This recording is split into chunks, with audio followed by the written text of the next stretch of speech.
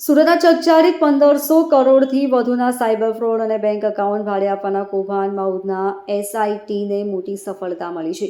છેલ્લા 8 મહિનાથી ધરપકડ ટાળવા માટે દુબઈમાં આશરો લઈ રહેલા મુખ્ય આરોપી દિવેશ જીતેન્દ્રભાઈ ચક્રાણીને સુરત એરપોર્ટ પરથી દબોચી લેવામાં આવ્યો છે.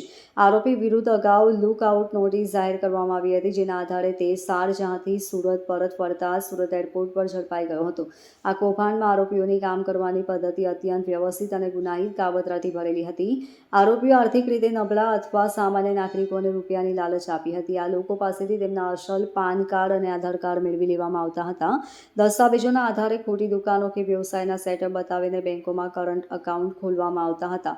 એકવાર બેંક એકાઉન્ટ ખુલી જાય એટલે તેની વેલકમ કી, ચેકબુક, ડેબિટ કાર્ડ અને બેંકમાં રજીસ્ટર થયેલું મોબાઈલ સિમ કાર્ડ આરોપીઓ પોતાની પાસે રાખી લીધા હતા.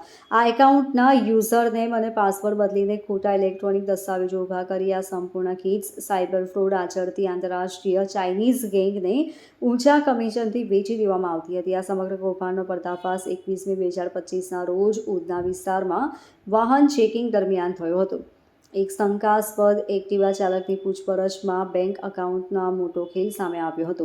પોલીસની તપાસમાં જાણવા મળ્યું છે કે આ ભાડે આપેલા એકાઉન્ટ્સ દ્વારા અત્યાર સુધીમાં રૂપિયા 1518 કરોડ 5,13,682નું સાયબર ફ્રોડ ટ્રાન્ઝેક્શન થયેલું હોવાનું જાણવા મળ્યું છે.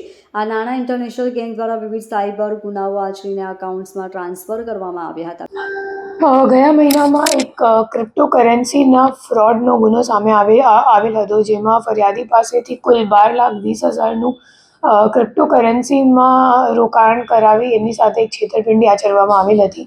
અને એ 12,20,000માંથી જે કર્ણાટક બેંક એકાઉન્ટમાં જે 5,98,000 રૂપિયા જે એકાઉન્ટમાં ગયા હતા, એ જામનગરનું એકાઉન્ટ હતું.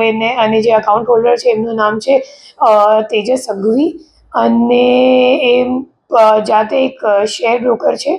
અને એમની તપાસ કરતાં અમે લોકોને ખબર પડી કે ગઈકાલે ગોવાથી જામનગર એક ટ્રેનમાં જતો હતો, અને રેલવે પોલીસની મદદથી અમે લોકોએ એમને ટ્રેનથી ઝડપી પાડ્યું છે.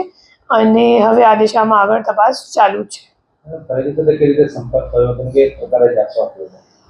એ લોકો ટેલિગ્રામ મારફતે ફરિયાદીનો સંપર્ક કર્યો અને અલગ અલગ ગ્રુપમાં એમને જોડાવી લીધું. પછી એમને વધારે વળતર આપવાની વિશ્વાસ આપીને પછી એમની પાસેથી ક્રિપ્ટોમાં ઇન્વેસ્ટમેન્ટ કરાવી લીધી.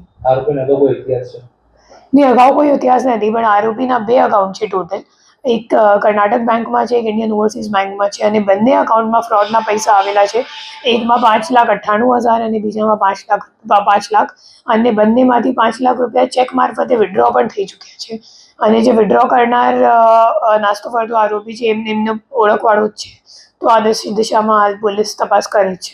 Bureau report, LK Star news, Surat.